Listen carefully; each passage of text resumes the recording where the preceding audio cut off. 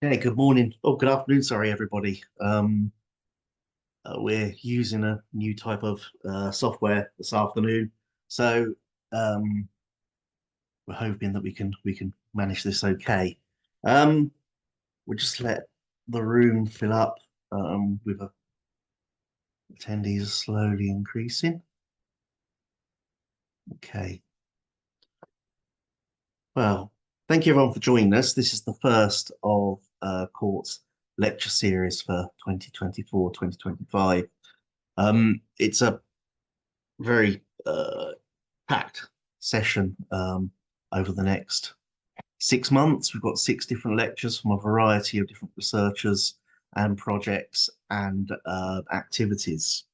This first lecture today, we're going to be looking at our grants process and how you can apply for grant funding. We're also going to see presentations from the three grants that were approved last year. You're going to hear from East of England Ambulance Service, the UK HSA, and Manchester Met University. I'll introduce those very, very shortly. Um, so what I'll do first is I will explain the grant process, and then um, at the end, after the presentations, we will have a chance for questions for me and for the other presenters. If you want to put questions at any time in the chat, what we'll do is we'll come back to them during the break. So I'm just making sure I have my slides up. Right. Okay. So for those of you who don't know who we are the CO Research Trust. Next year will be our 20th anniversary. We're a registered charity.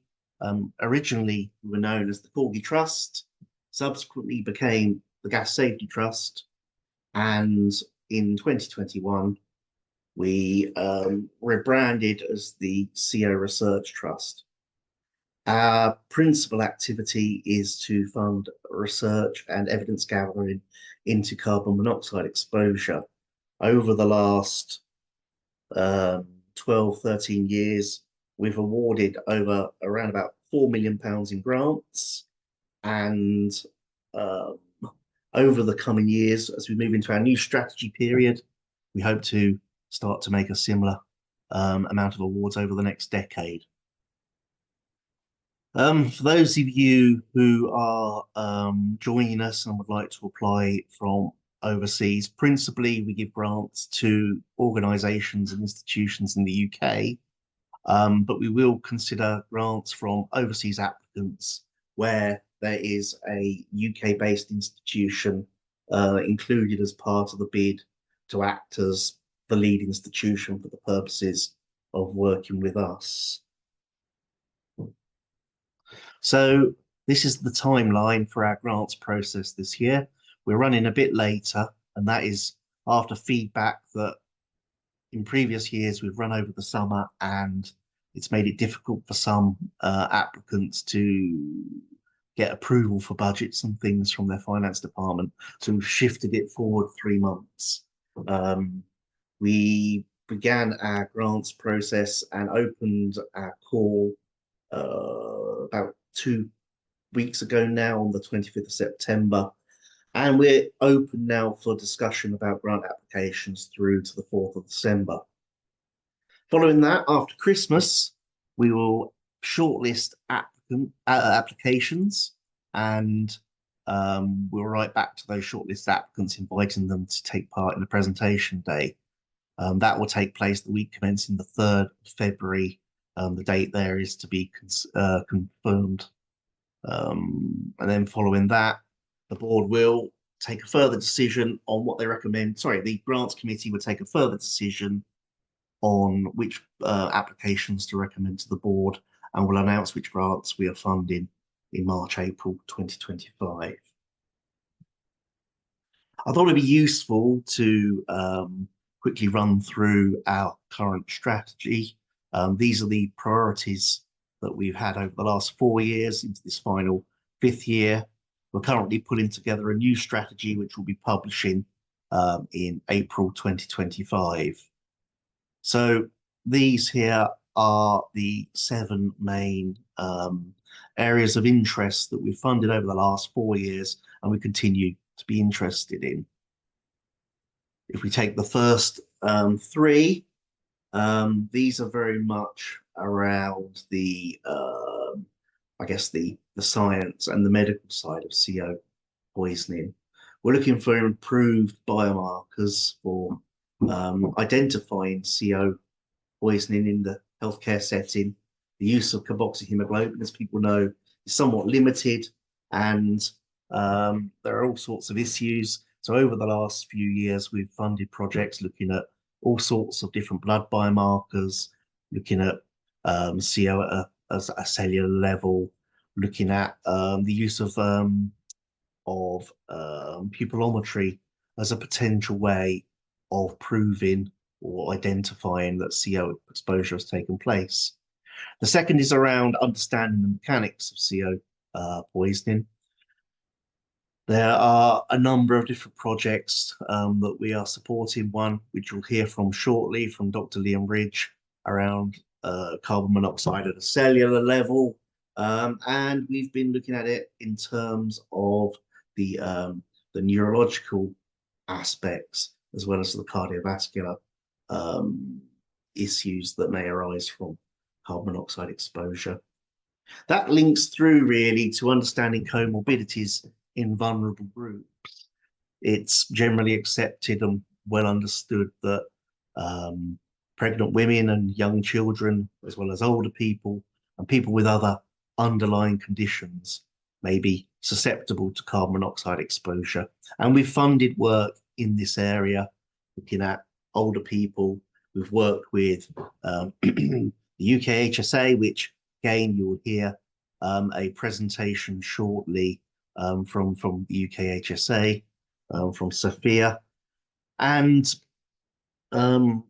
we've also looked at certain environments and situations. For example, you'll hear shortly from the East of England Ambulance Service, and that's a project, a pilot looking at the air quality and CO levels at ambulances in the A&E departments.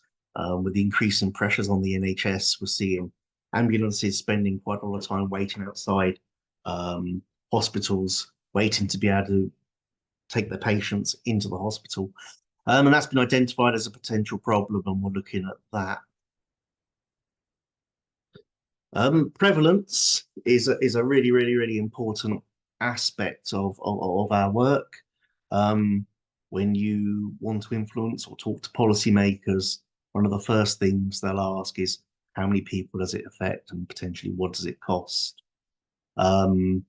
This is something that, you know, the existing statistics is generally accepted that they underestimate the problem. And when it comes to the lower levels, it's very much thought that we significantly underestimate the levels, that's due to misdiagnosis or not diagnosing at all, or the fact that, like a tip of the iceberg, as you move down, there's a whole level of people who may be being exposed at low levels who aren't aware. We continue to fund this, and this is going to be one of the priorities in our next funding period. Oh, there's a slide missing. Hang on, we'll go back. There we go. So the next couple of priorities are around the built environment. There's been a lot of work around the drive towards net zero and improving energy efficiency, and we're interested in looking at the unintended consequences of that.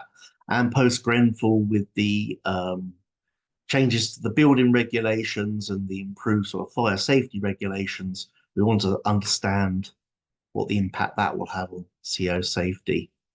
The next one is around improving detection where CO risk can't be eliminated. We've given the example of the East of England Ambulance Service, and you'll hear, as I said, from Theresa shortly, but also its commercial environments and perhaps other settings like vehicles, lived on boats, where there is a certain level of risk because of the way that they're constructed and the way that people live in them. And finally, we continue to be interested in the issue of solid fuel. We held a very, very interesting seminar at our conference in Sheffield about 18 months ago, where some of those issues were discussed. But it's an area that we're keen to support research and get a better understanding of those dangers and risks.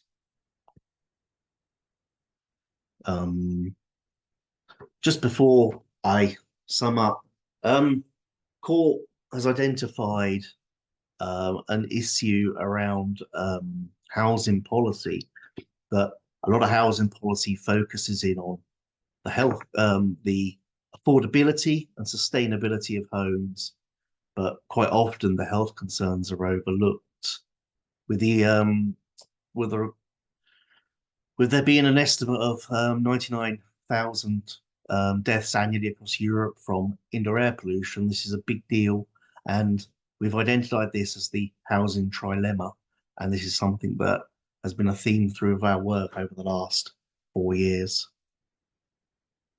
So finally, before I introduce our first speaker, I just wanted to encourage those of you who are thinking of applying for grants to get in touch. Gerarda Kendrick is our grants lead. Her email is up on the screen at the moment. Do feel free to drop her a line and have a conversation about how you may be able to apply. Also, on our website, which is www.sierrasearchtrust.org, you can see all the grants that we currently fund. There's also the guidance notes and the process and the application form. I do encourage you to have a look before you apply. Thank you. Okay, so I'd like to introduce our first presenter, and this is she's from the East of England Ambulance Service, and this is Theresa Foster, who's the head of research. I'm just going to invite her to join me in here. Let's see whether the new technology works.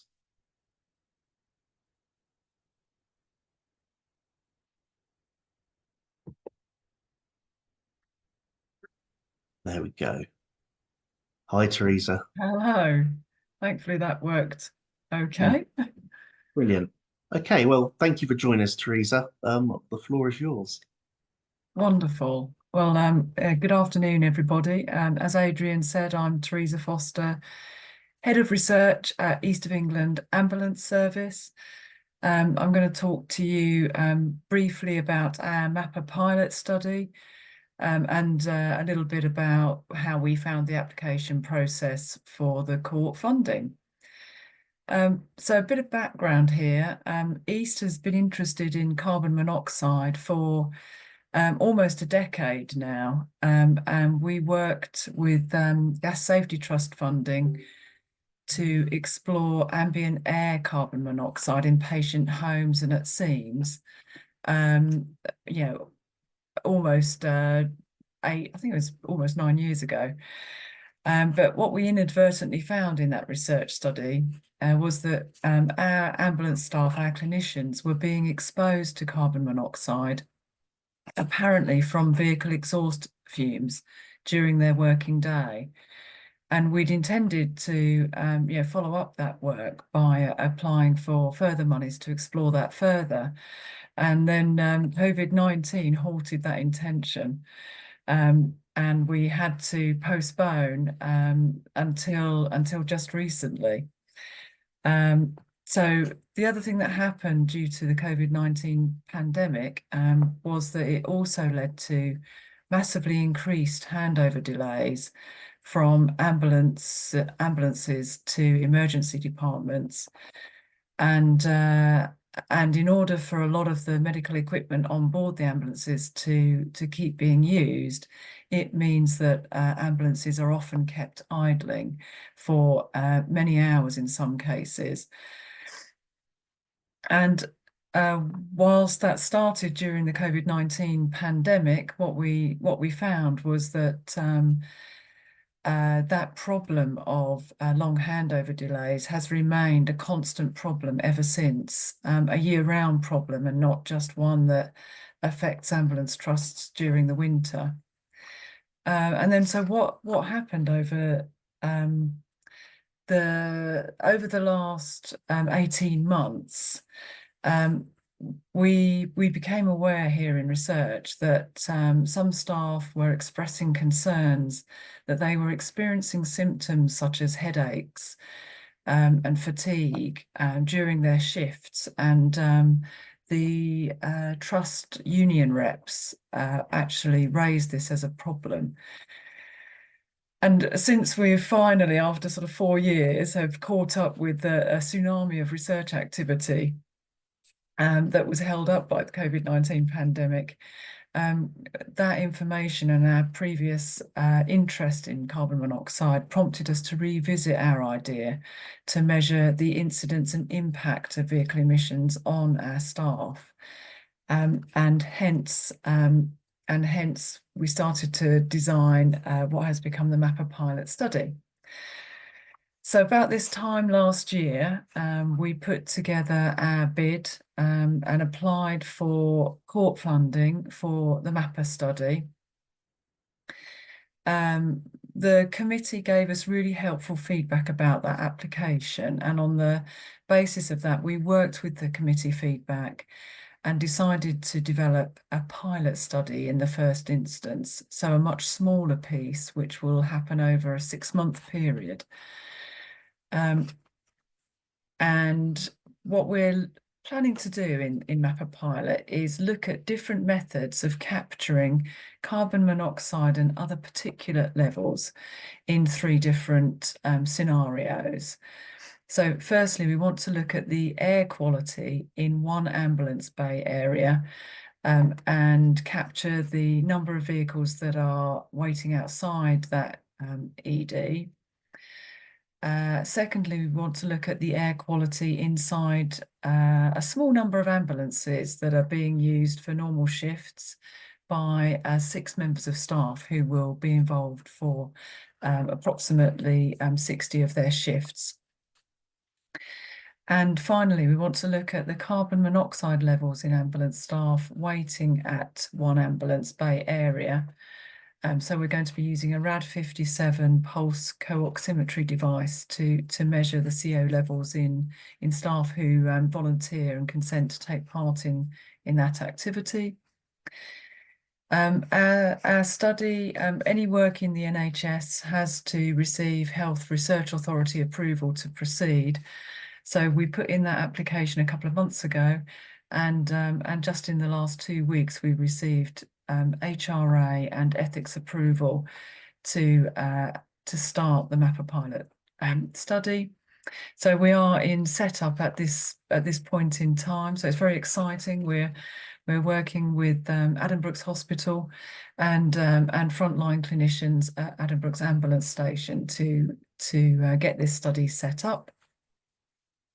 And we hope that the MAPA pilot study will inform the need and the best methods for a larger study, either multi-site or with at least one other ambulance trust taking part, so that some definitive findings can be achieved. So the take-homes from me, having applied twice for GST and now court funding, is that on both occasions it was a very easy process to apply. And the court committee were extremely helpful in helping us hone and refine our idea to achieve a fundable bid. And I would just say, you know, the important things are to understand the drivers to your research and make that as clear as possible to the court funding committee. And as I say, work with them to really take on board their feedback to really hone your idea.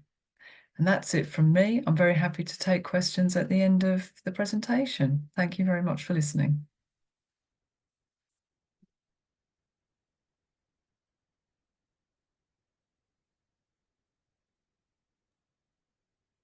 Thank you, Theresa. That was really, really, really great. Having worked with you before, I was really, really pleased when you submitted your application. As you say, I think we had quite a process to get to the point where we were able to sign off. But Yeah, I think the important thing was we were able to have a very open dialogue between the committee absolutely. and you guys. And I think we're in a really, really good place. And I was going to ask, what do you think the next steps are going to be? But you kind of, you've answered that already. And I think it's one of those things that the pressures on the NHS, this isn't a problem that's going to go away, No. and that we're really tapping into something that really needs looking at. And So thank you. yeah, no, and really importantly, I think what, East has had an interest in this, for all these years. And if the COVID-19 hadn't have happened, we would have been developing this much sooner. But the other thing is we do know that other ambulance trusts are experiencing just the same problems, and Yeah, they're a little bit behind us, but they're also interested in the findings from this work. So it's great absolutely. timing.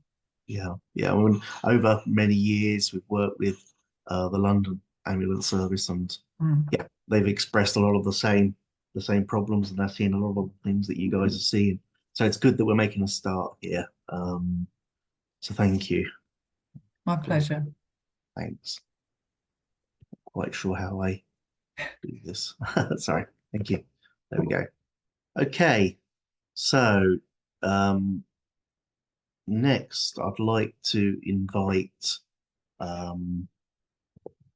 Dr. Sophie Garkov, who is an environmental public health scientist at the UK Health Security Agency, which was formerly Public Health England. The work that Sophia is going to talk about um, builds on an algorithm that was developed a few years ago and has been refined, and it's to help midwives um, help midwives deal with pregnant women when they identify or help them identify carbon monoxide exposure. I'm going to just invite Dr. Garkov into the room.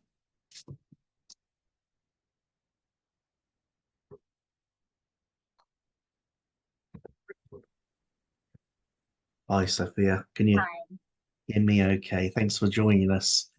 Um, Again, this is another project that dovetails and fits very nicely with a lot of the other work that's going on.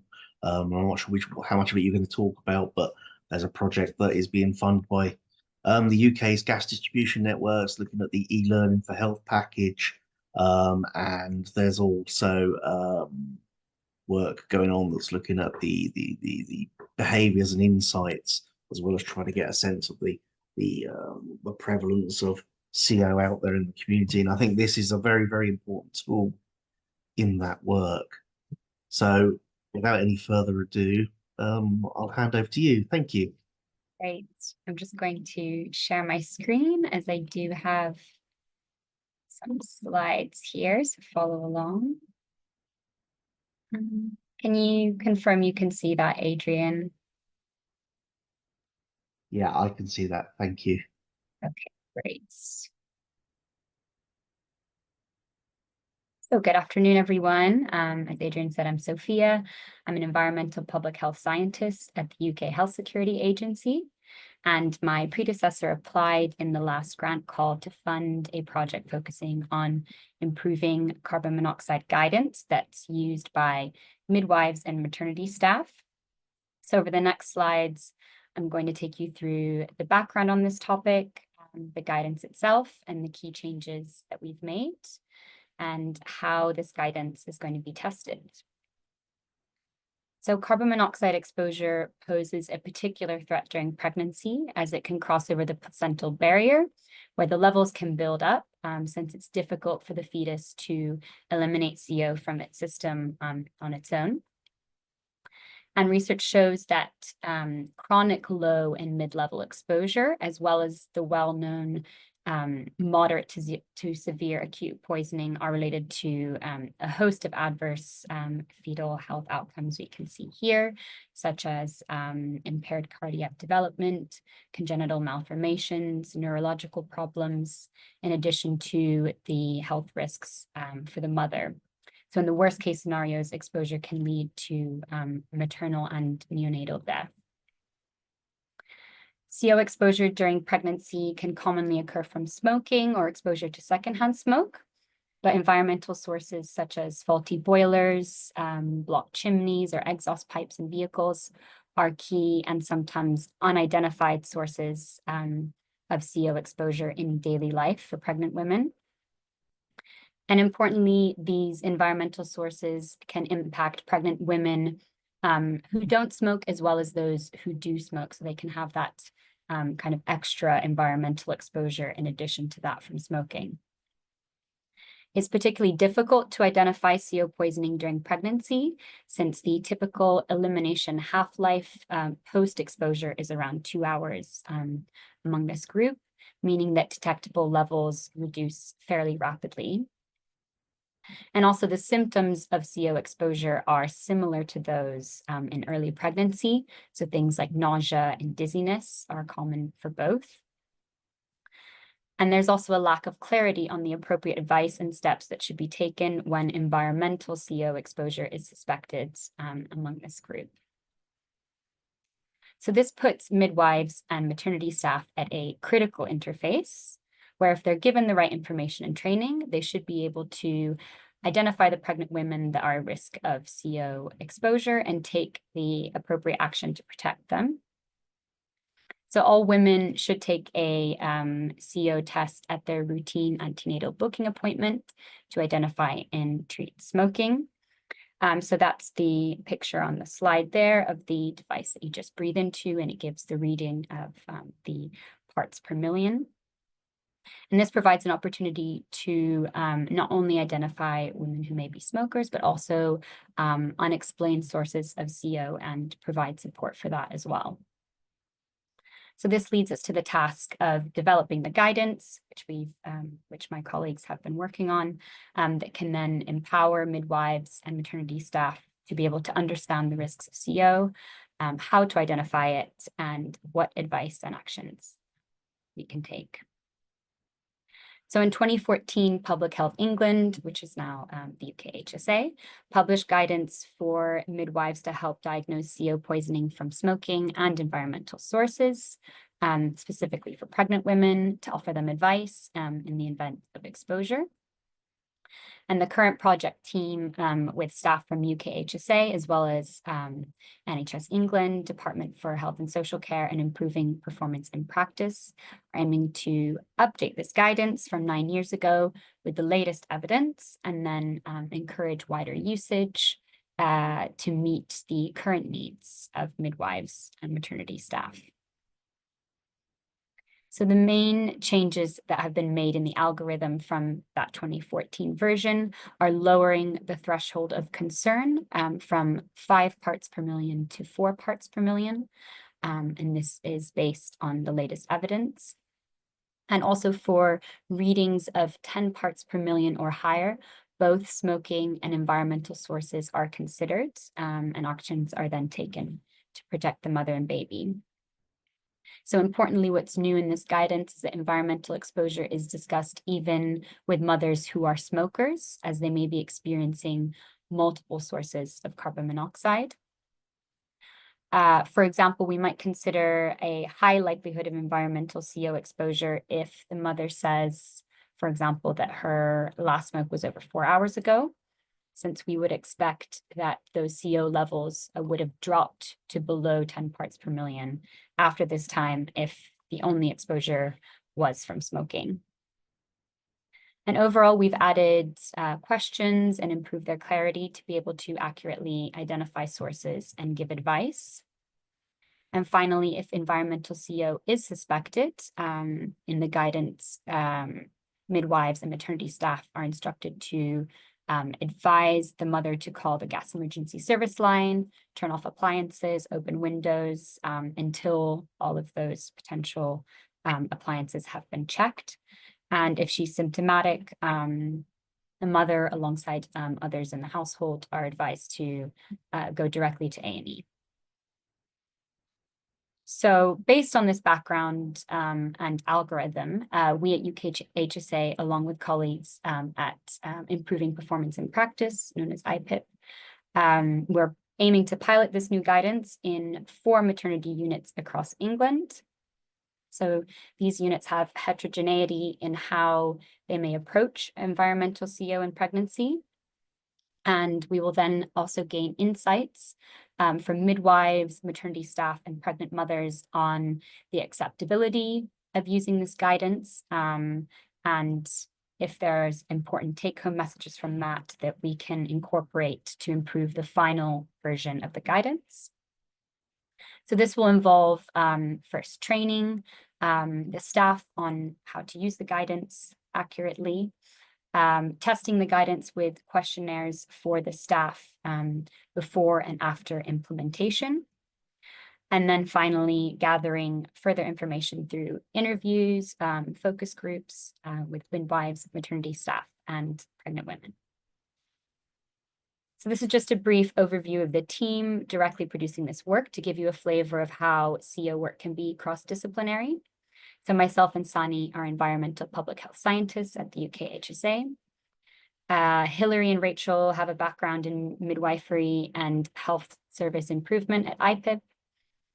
Izzy is an environmental health consultant, and Sierra is an epidemiologist based at St. George's at the moment, and she's the one who initiated this project when she was previously working at UKHSA. So currently we have completed the first program of work. We've identified 4 maternity units across England that are interested in taking part, and we're working with them to begin implementing the guidance and collecting data.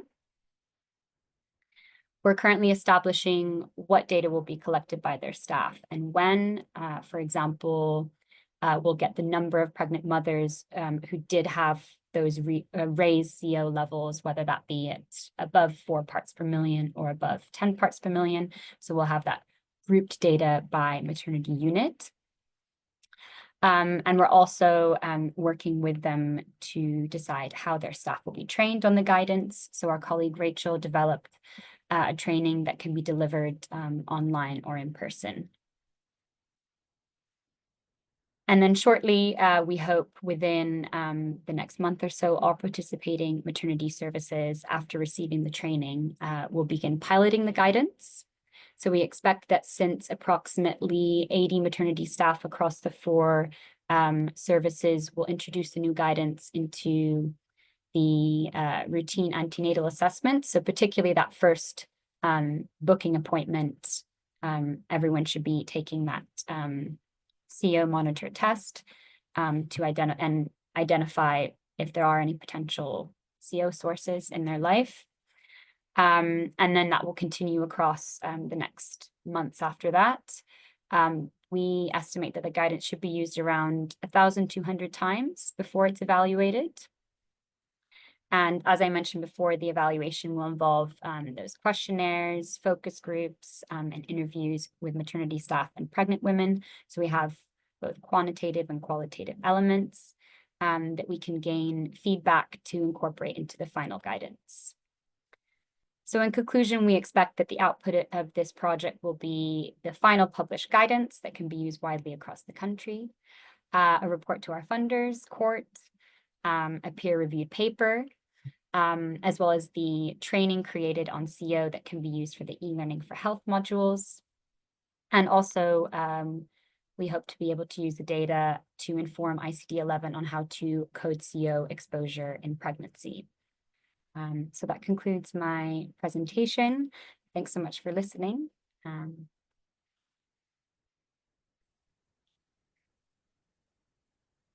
Great, thank you, Sophia.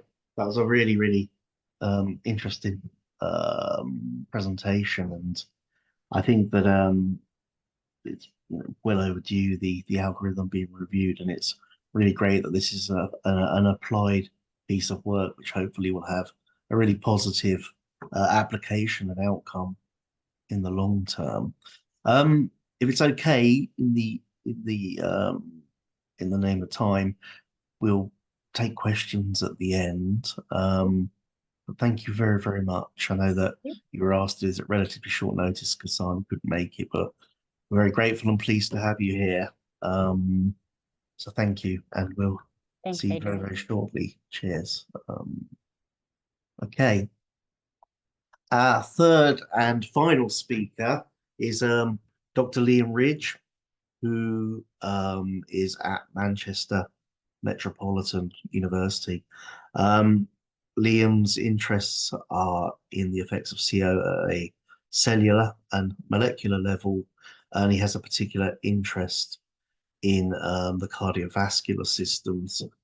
I thought I'd invited him to join us in the room, but it shows that the technology isn't doing what it should do. Bear with me a moment to try again.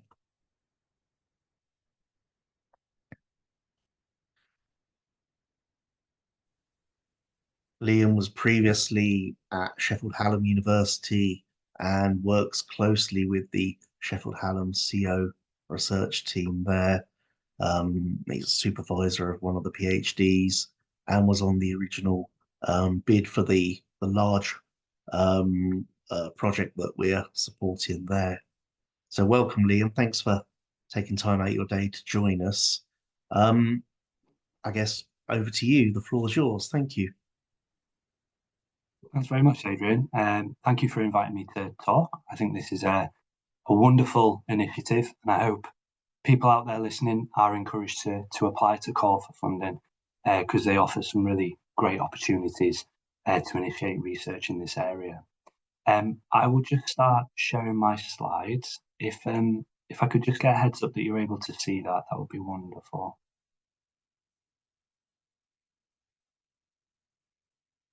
Hopefully that's okay. Okay then, so I'm going to talk to you today for about 10 minutes or so, just to outline a pilot project that CORT have very generously funded, which is investigating the effects of low-level CO during heart development in vertebrates.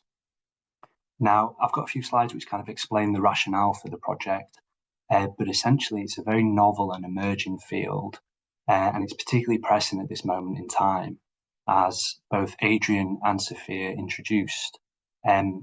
We know that CO does link and does cause harm to the developing fetus, but we're not really sure how it does that. So the primary aim of this work was to understand the mechanics of how CO is working in the unborn child, and also as a product of that, to create a CO research hub at Manchester Met to bring together like-minded individuals and further this emerging field.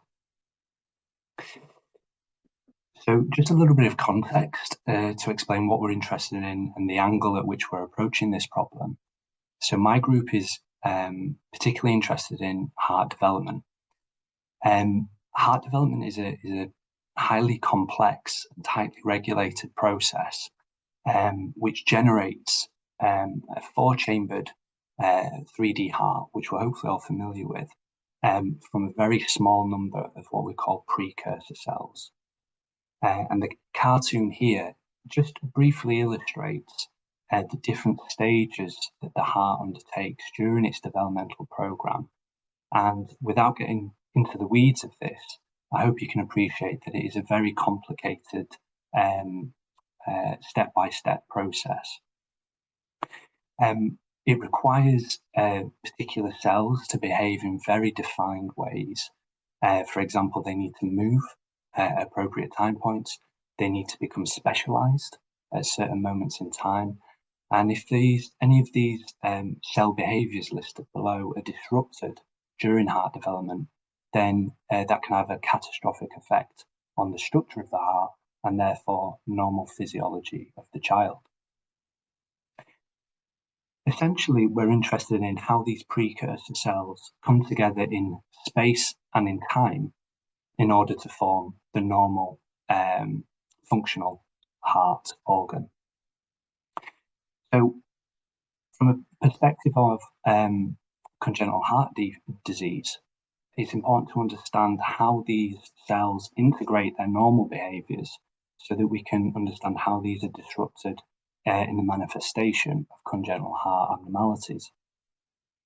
It's thought that if we can understand this process, and more specifically understand what goes wrong and how it goes wrong, then this may provide the blueprints on which we can design therapies to either repair injured cardiac tissue or, in an ideal world, prevent it from happening. So why are congenital heart defects such a problem? Well, this graphic is taken from the Global Burden of Disease study, the most recent data available in 2021. And here we've just highlighted that congenital malformations as a whole are responsible for approximately 2% of global disability-adjusted life years. So this is years lost due to living with a disability or premature death.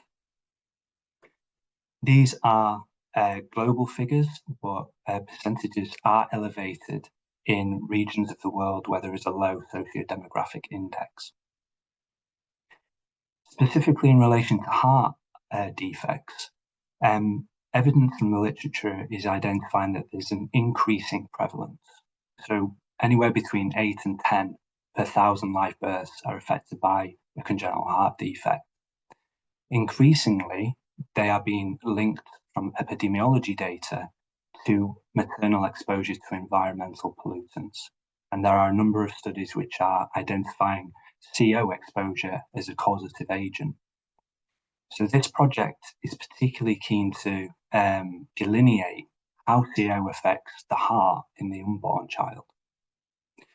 It's worth considering as well that the longer term impact of studies such as this may also contribute to our understanding of how CO exposure earlier in life may actually increase the risk of heart disease and cardiovascular abnormalities later in life. So how do we study this process in an embryo? Obviously, there are a lot of ethical considerations when it comes to investigating human embryonic development. So we use what we call animal models to investigate the process in a more ethically compliant way.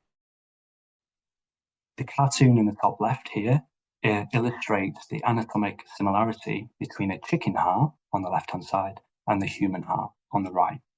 And as Adrian mentioned, pioneering work coming out of Sheffield Hallam University has been the first to show that exposure of the chicken embryo to low levels of carbon monoxide is sufficient to induce structural changes in the developing heart. This is very much an endpoint though. So we're characterising, and Josh, my PhD student who's at Sheffield Hallam University, is still working on this project funded by CORT. But it's viewed very much as an endpoint. So what happens after the exposure has taken place? We're still none the wiser as to how cells are disrupted during the exposure. So we've mentioned previously about how the coordination of these cells in space and time is vital for normal heart formation, but we don't really understand how those processes are disrupted. So the project funded by CORT, taking place at MMU, is specifically aimed to address this particular research niche, which is to investigate cell biology during space and time. And it's hoped that this will help us to understand how CO is mechanically causing these anatomical defects. So how are we going to do this? Well, the project that's been funded, again, will use chicken eggs, but instead of assessing organ formation as an endpoint, we are going to extract cells from the embryonic chicken heart and culture those in the presence of carbon monoxide. We culture in both 2D, so cells lying flat on a dish, as well as 3D models, where we try and better recapitulate the in-embryo model system. And then we perform a lot of imaging experiments in order to characterize cell behavior at a cellular level. So the aims of the project the main objectives of the project are outlined here. We are starting to generate data assessing the viability and the characteristics of cardiac cell types. These include the outer layer of the heart, the muscle of the heart, and the inner lining of the heart, which is in contact with CO in the bloodstream. We're then hoping to build on these experiments by assessing the functionality of these cells. So is their behaviour disrupted because of this CO exposure? And then finally, we're keen to investigate whether there's a particular window of vulnerability for CO exposure. So we're going to characterise these aspects in relation to different age cells. What I mean by that is taking cells from different stages of development in the embryo and performing our viability and functionality assays to characterise how there may be differences in those cells. Just to give you a flavour of some of the data that we're starting to obtain from this project, here we have some fluorescent imaging where we've stained cells in a dish with certain dyes that highlight individual cells, shown here in the blue. And what I hope you can appreciate is that we can see in very fine detail different aspects of the cells, and this will in turn allow us to interrogate how cells change their behaviour and function in response to CO. Looking to the future then, I mentioned at the start of the talk that we're very much seeing this as the beginning of a journey, so to speak, and we hope to continue work into many different aspects of cardiovascular health and carbon monoxide. In particular, there are many different specialised cells within the heart which need to be assessed for their vulnerability to CO. We don't know whether the heart itself is disrupted in isolation or what consequences this may have on overall embryo development because of the importance of the heart in pumping blood, oxygen and nutrients around the developing embryo. The schematic on the right illustrates how sometimes complex cell pathways can be. So we'd like to further interrogate what's going on inside cells so that we can better understand what may be the causative pathways responsible for CO toxicity. And then we'd also like to build this up to relevance to human patients. In particular, we're interested to see if there's any genetic predisposition to CO vulnerability and any changes that may be imprinted on an individual's DNA once they have been exposed to CO in the womb. This work may also have applications in the wider sense of air quality, both in regard to other environmental pollutants, as well as in their indoor air quality too. So at the moment in time where we're establishing the lab, we're beginning to acquire preliminary data and we're starting to forge collaborations with other researchers at MMU and beyond. Just to sum up, I'd like to thank everyone who has been involved in the development of the project, both in respect to the techniques that we've used and the model that we're employing, and also people at MMU who have helped to get the lab established. Needless to say, we're very grateful for CORT's funding, as well as generous donations of equipment from Kane. And if there are any questions, I'd be more than happy to accept them.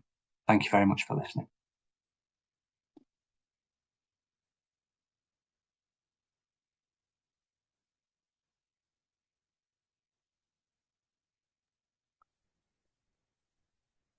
Great. Oh, yeah, there we are. Thanks, Liam. It's always really interesting to hear you speak. And so, I mean, I know that this project is kind of underway. You talked a bit about the future. Do you think your focus will remain on CO, or do you think that it makes sense as you develop the next phase to expand to look at the other pollutants in parallel? Yeah, I think that's a sensible idea, Adrian. Obviously, we've focused on CO because of the relatively small but expanding body of work suggesting there is a causative link with heart defects. but we shouldn't work on that in isolation. So it would make total sense to use the techniques that we're employing in parallel with those other pollutants of interest. Absolutely. Okay. Super. Thank you. It's always very, very interesting to see, a group of projects like this where there is a sort of overlap, but they're all at sort of different parts of the research. I suppose the buzzword is ecosystem, isn't it? Everyone uses that at the moment, but the sort of research community, and it's been quite interesting to see, some of the people on the call here today who've previously been grant recipients, and there are a few names that I hope will become grant recipients. Anybody who is on the call as an attendee, if you have any questions, if you did want to put them in the chat now, we've had a few questions already. The first from Adrian Hart, who's a court trustee and former CO lead at the National Fire Chiefs Council. And he asks whether, Theresa, in your project, there'd be an opportunity to use the breath testing devices alongside the RAD57 pulse oximeters. Yeah, so thank you for that question. We obviously thought about this a lot when we were designing the study. And ultimately, we chose a sort of non-invasive RAD57 device over breath testing for this pilot work, predominantly because it's quick. There are no consumables to deal with. We didn't want to hold patients up at the emergency departments unnecessarily. So we chose that for the purpose of the pilot study. But we would obviously, if further work was needed in this area, then we would consider the best measurement modes after this exploratory work was completed. So we haven't ruled it out, but at this point, for those reasons, we didn't pursue that as well. Oh, great, thank you. This is a related question to which I suppose, in a way, you're likely to give the same answer. But Dr. Chris Morris, who is our blood biomarker wizard up in Newcastle, is currently carrying out research in that area, asks whether you're going to be taking blood samples from participants. And I presume, similarly, that's something that can be considered at the next stage. Yeah, so for the same reasons, because we're working with our ambulance staff, we haven't included blood biomarkers at this point, but it's not to say that it wouldn't be used in a future larger study if that was felt to be a more robust mode. Super, thank you. Cool, Theresa, you're under the spotlight today. Gosh, okay, lots of interest in Metropolitan. Another question Okay. for you.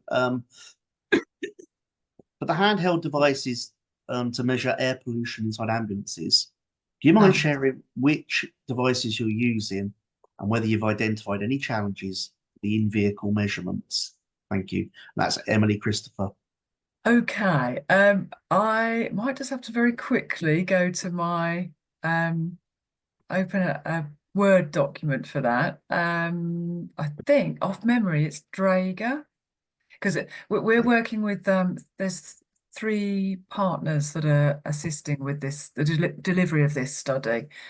So we've brought on board University of Suffolk and Anglia Ruskin University for their expertise in the handheld monitor measurements, and a company called EMSOL, who are dealing with the air quality at the emergency department, because we don't have that technology or that level of technical expertise. So those are the experts. So from memory, it's Draeger. What I can do is quickly pop out and pop back in again if any other questions have come in. Okay, yeah, thank Bear you. with me one sec. I know that the Air Safe London study that we supported, they use Kane. There are a couple of, I think, manufacturers of these sorts of devices on the market. From memory, I think you're right, it was Draeger, but yes, I'm just literally, I'm searching through the protocol. Yeah. Yeah. So Sophia, I know you sort of talked about, but what's next? I mean, following this, what's the process for this to come sort of, full circle and the algorithm be fully back in use? Yeah, so I tried to outline it relatively, I guess probably relatively briefly in the presentation, but so at the moment we have, the 4 maternity units identified, and they should be undergoing the training now and preparing to implement the new guidance, which then over the next months, we're currently working with IPIP to decide, how is all the data that they're going to be collecting, how is it going to be shared between us, safely, how are we going to analyze it? So we are still in those initial phases, don't have any, results to report, unfortunately, at this stage. But yeah, we've got the next few steps in place to be able to collect that data and then be able to draw hopefully some interesting conclusions that we can use to, either revise the guidance if there's any big take-home messages from speaking with the midwives or the pregnant women, how was their experience? Did they feel like, it was helpful having the guidance? Any, issues to raise, then we can incorporate that into the guidance that will be published and then hopefully used widely. Yeah. Great, thank you. Yeah. So does anybody have any other questions for our panel? We'd allowed an hour and a half for this session, but we suspected that we would probably only need an hour, and it looks like that may be the case. Yeah, it's oh, hello, Liam. Sorry, is it possible for a panel member to ask another panel member a question? I think it is, yeah. Thank you very much. So, Sophia, it was really interesting. I just wondered on Adrian's question about follow-up, are you able to follow up to see pregnancy outcomes in these women who may have been exposed to elevated CO? Obviously, there's relevant links to our own work here at MMU. Just wondered if that was a possibility. Yeah, I mean, that's definitely something worth raising. I don't think it was in our original plan, but there would be obvious kind of data protection things we'd need to consider and consent and things like that. But yeah, that would be really interesting, because we would have, those early readings, and we'd know the pathway that they'd gone through and steps that may have been taken or not taken, ideally taken, to protect them. So yeah, that might be something interesting that I can raise and discuss with the team and get back to you about, if that's all right. Yeah, thank you very much. Great. And Theresa, you have your hand raised as well. Yes, so it was just to answer the last question. I've looked at the protocol to confirm, and we're using the Draeger 6000 for the carbon monoxide measurements, and the AtmoTube Pro portable device for other particulates that may be present. Okay, brilliant. Okay, thank you. I think, yeah, just that little exchange there makes me think again about the fact that we do quite a few events that bring our various recipients of our funding together to talk about their work. And I do think that there is a real value in that, and that perhaps the takeaway for me is to think about how can we facilitate this kind of engagement better. Liam, we went up to where did we go? We went up to Leeds, didn't we, and saw Dr. Derek Steele. And it was really, really great to get a group of you together, and you're all working on slightly different projects, but it felt like there was a really nice sort of knowledge exchange. And I think more broadly across the sort of the different disciplines, I think there's a really useful conversation to be had. So perhaps I'll take that away and talk with the team about how we might be able to help with that. So last call, everybody. If anybody has any other questions, if you want to pop it in the chat now. I don't know whether our panel has any more questions for each other or for me. I guess, final question, and Theresa, you touched upon it. Do you have any advice for potential applicants or any comments really on your experience of applying for funding with us? I hope you weren't too bruised by the process, but perhaps, do you have any comments in that regard? Well, I'd just like to say, compared to other funding streams like the National Institute for Health Research funding streams, this one really is a straightforward process, and it's generally a one-stage process, which is really nice. And to think that we applied this time last year and we're starting our work is wonderful, because often funding streams take so long to actually release their monies, and it really hampers the start of a lot of research. So yeah, I'm very grateful to CORT for the opportunity here. Yeah, thank you. That's really nice to hear. I think because in the big scheme of things, we're a relatively niche specialist organization, we can be geared up to be fairly nimble, and and when the applicant works with us to get all the legal stuff in place and the other things that need to be done before a project starts, it is nice to know that you can turn it around in that sort of period of time. Liam, I don't know if you have anything, but this isn't me fishing for compliments here, obviously, because that's what this feels like now. I've started this, but do you have anything that you'd like to add in terms of the process? I would just like to echo what's previously been said. It was as straightforward as they come.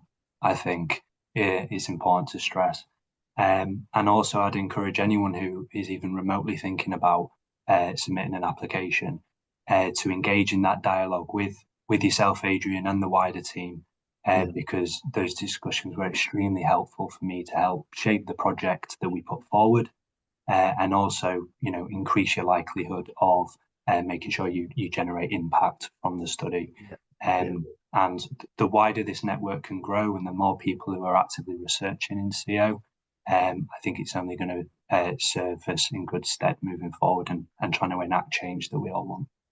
Yeah, thank you. I think you touched on a couple of really important points there, that having that conversation very early on is really, really helpful. And I think the majority of the applicants that have been successful, they've been the ones who they've come to us with an issue or an idea before they've even put pen to paper. And not that anyone puts pen to paper anymore, but as the idea has developed, and I've been able to, Gerarda and I are able to say, well, that's kind of in scope, that is, and maybe thought about doing it like this.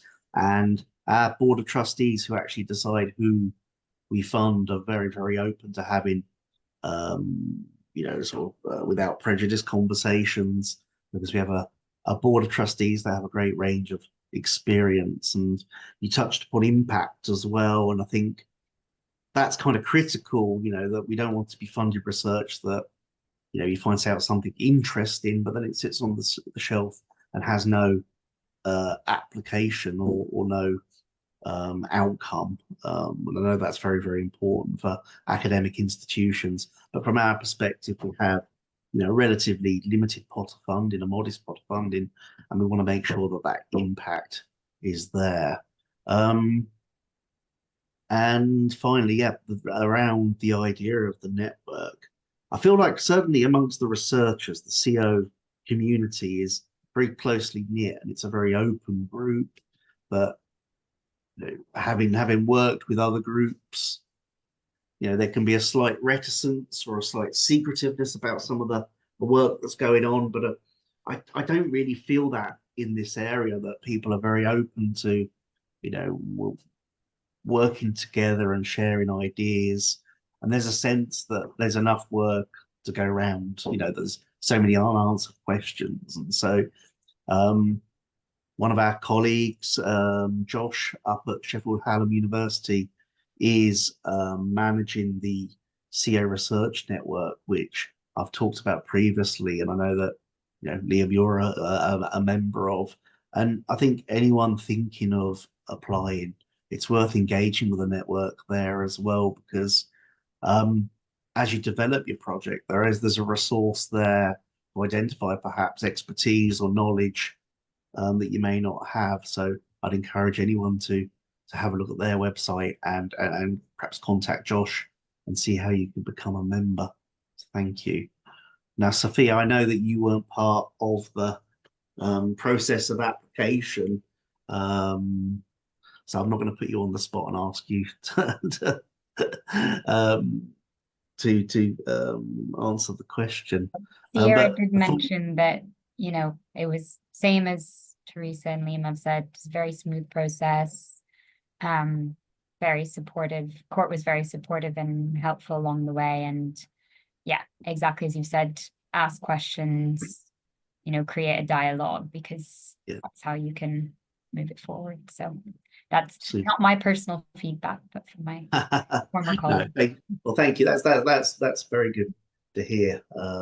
I think this year we really want to try and get some, you know, novel applications, see some ambition to think outside the box, do things slightly differently, whether those are small projects or they're much larger, collaborative, multi-institution projects.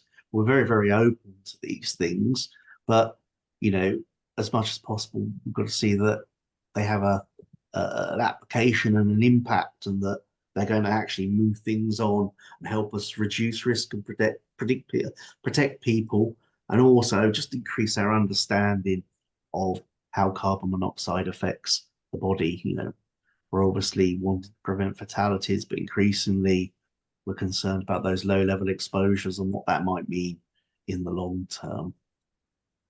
So I think that's it from us. Anyone have any other questions on the panel? No, thank you. So it just remains for me to thank Theresa Foster, Dr. Liam Ridge, and Dr. Sophia Garkov for joining us and presenting. I really appreciate that. I want to thank everybody who's attended and listened in today.